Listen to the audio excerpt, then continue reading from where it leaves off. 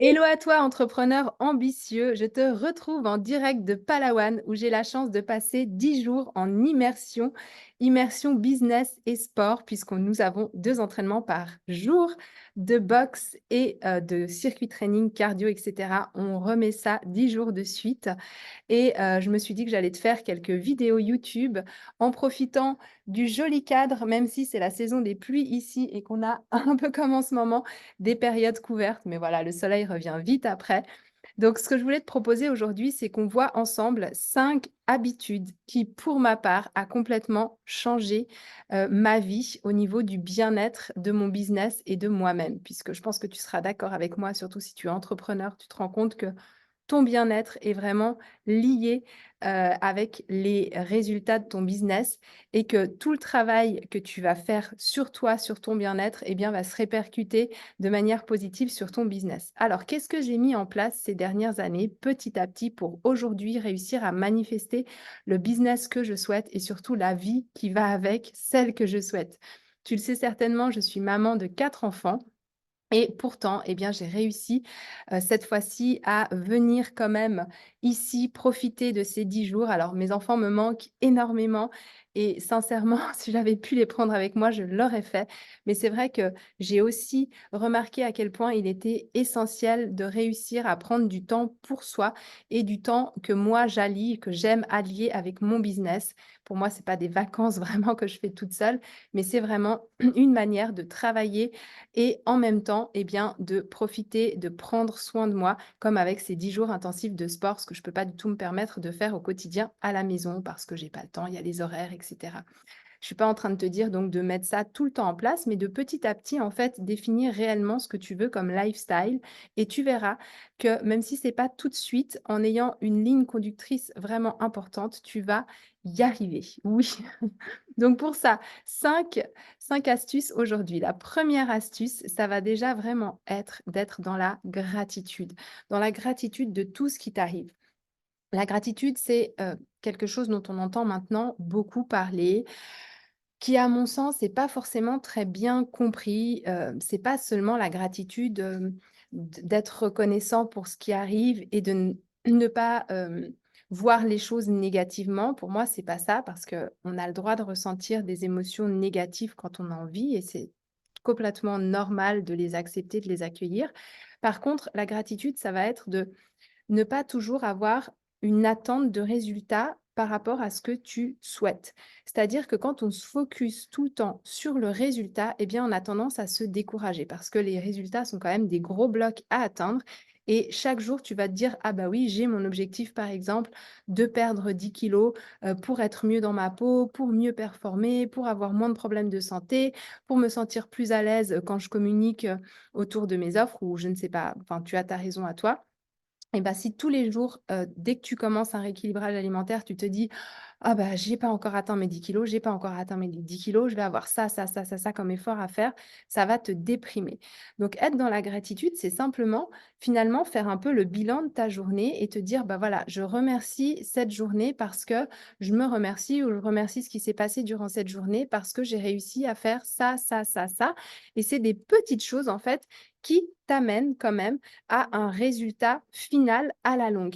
Donc pour moi, la gratitude, ça va être, si tu veux, découper ton grand objectif final en plusieurs petites actions qui vont déjà t'apporter des résultats durant ta journée et dont tu vas te remplir au niveau de ces résultats pour vraiment pouvoir montrer à ton cerveau qu'il se passe déjà des choses positives avant d'atteindre ton résultat final.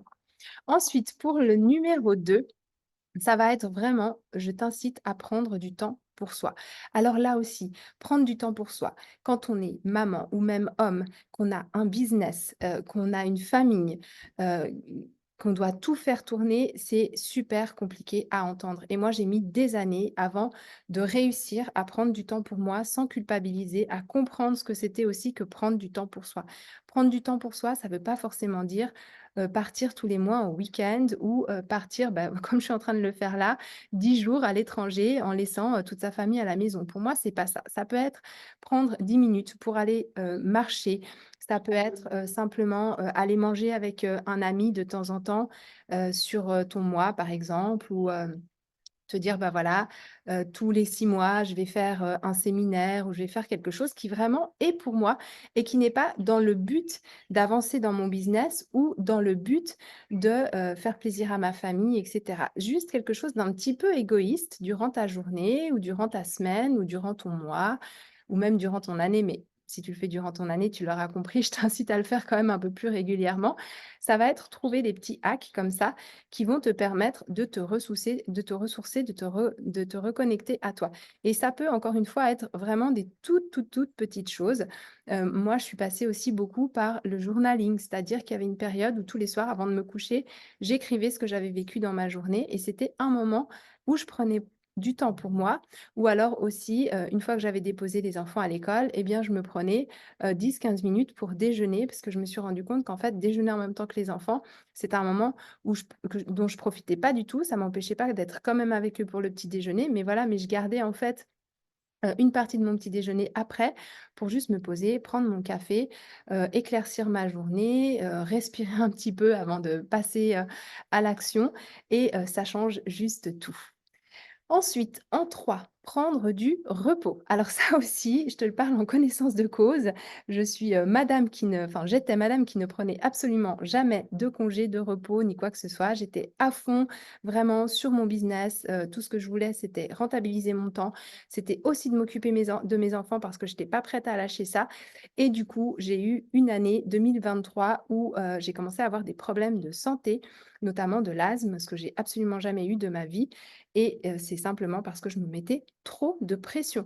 Donc oui, la pression, tu vas pouvoir la tenir sur un moment, mais à force, eh bien, ton corps va te rattraper et moi, ce que je t'incite à faire, c'est de t'instaurer alors encore une fois, ça peut être un peu tous les jours, ça peut être une fois par semaine, ça peut être, heu, un temps défini une fois par mois, c'est à toi de voir les choses, mais de quand même réfléchir à: «OK, de quoi est-ce que j'ai besoin pour, pouvoir retourner, à mon état de calme, sans avoir toujours un stress, des horaires, de ce qu'il y a à toujours vouloir faire, faire, faire, faire, faire. Parce que finalement, quand tu fais sans arrêt, tu es ce qu'on appelle dans le masculin blessé, c'est-à-dire que tu essayes toujours, toujours d'avoir des résultats, des résultats, des résultats. Et au final, tu ne t'écoutes pas et le corps se manifestera automatiquement d'une manière ou d'une autre. Donc ça, c'est vraiment quelque chose euh, que j'ai vécu, que je vis encore en ce moment de temps en temps parce que, bah, de nouveau, mon cerveau me dit: «Oui, mais il faut, absolument faire ceci, faire cela, tu peux pas te permettre de laisser ça de côté».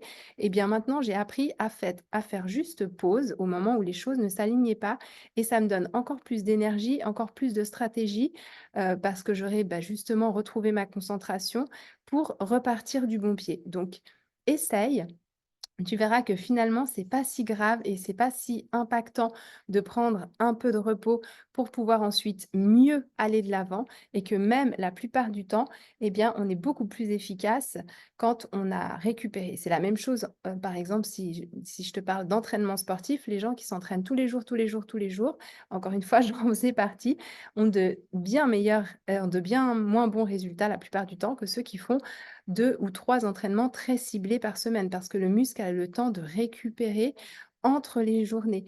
Donc c'est un petit peu pareil au niveau finalement du business et cetera. C'est pas la quantité de travail qui compte, ça va être la qualité du travail et la stratégie. Voilà, et que tu aies un corps qui soit reposé bien évidemment parce que la santé, c'est absolument la base pour performer dans son business. Ensuite, en 4, je vais te parler des émotions. Les émotions, c'est un gros sujet que j'adore aborder, qui se manifeste dans la nourriture, avec le lien que tu as avec la nourriture, qui se manifeste dans le business par rapport à ce que tu crées comme décision et par rapport à comment tu arrives à avancer dans ton business, qui se manifeste aussi dans ta vie de tous les jours parce que, bah, c'est ce qui nous définit en tant qu'être humain.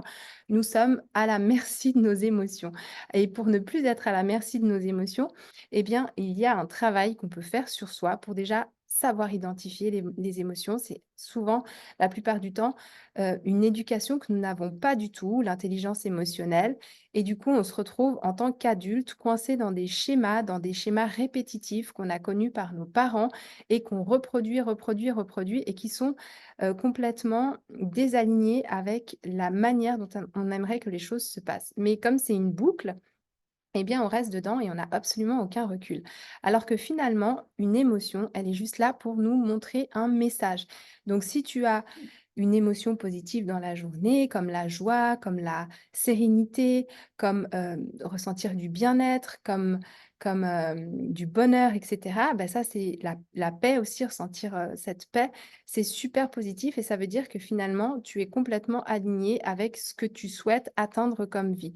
Par contre, quand tu ressens de la peur, quand tu ressens, du stress, quand tu ressens de l'anxiété, quand tu ressens de la culpabilité, quand tu ressens de la colère, toutes ces émotions, tu sais, qui te tirent, vers le bas et qui te font te sentir pas forcément bien, eh bien, c'est pas grave, c'est pas mauvais. On n'essaye pas de les éliminer parce qu'on n'arrivera jamais à avoir une vie sans émotions un peu plus basses.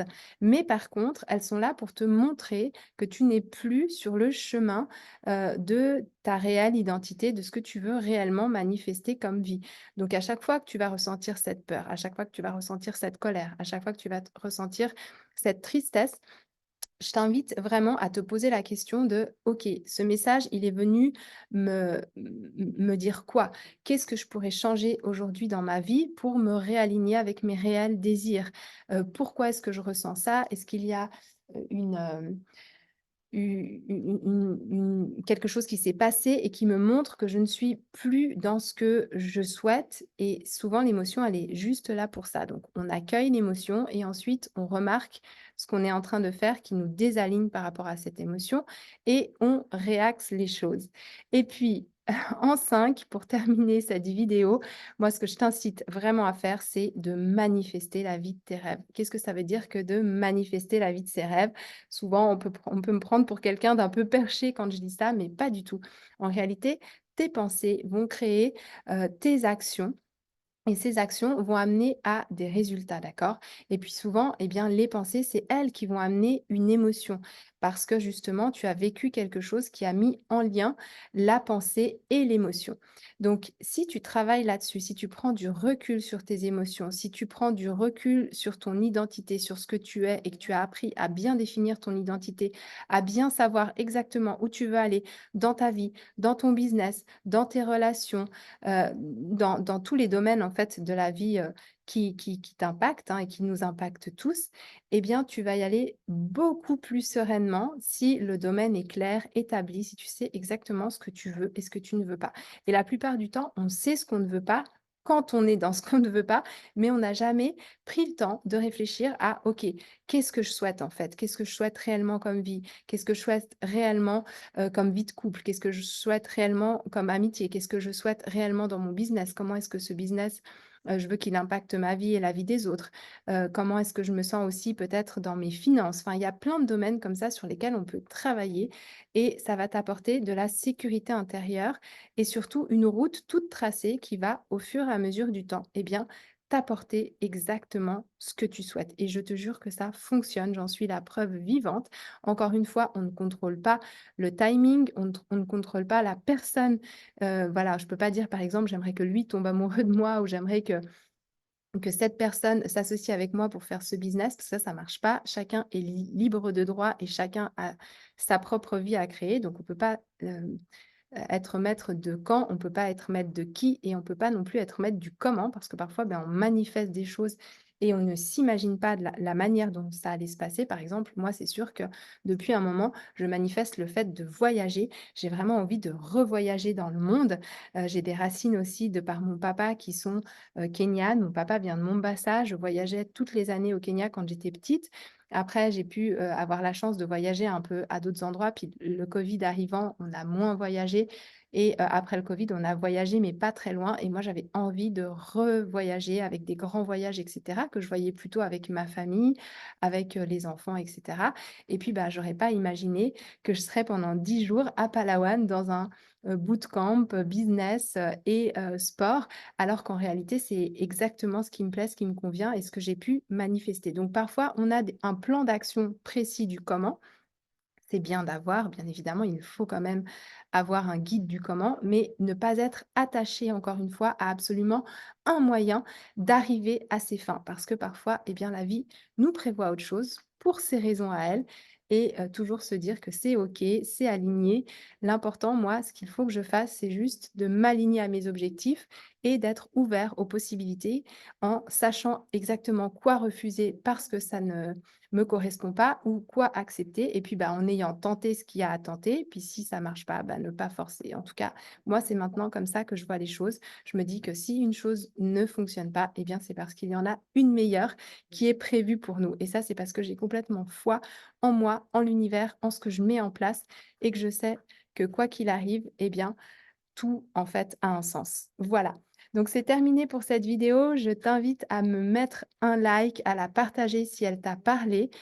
Tu peux également, si tu es entrepreneur, rentrer dans mon groupe, privé Facebook que je vais te mettre en description, où je te partage quasi quotidiennement des contenus inspirants pour justement t'aider à manifester ce business de tes rêves et à retrouver la paix intérieure dans ton corps, au niveau de ton physique et de ton mental. Je te dis à très très vite et je te souhaite une très belle journée. Ciao!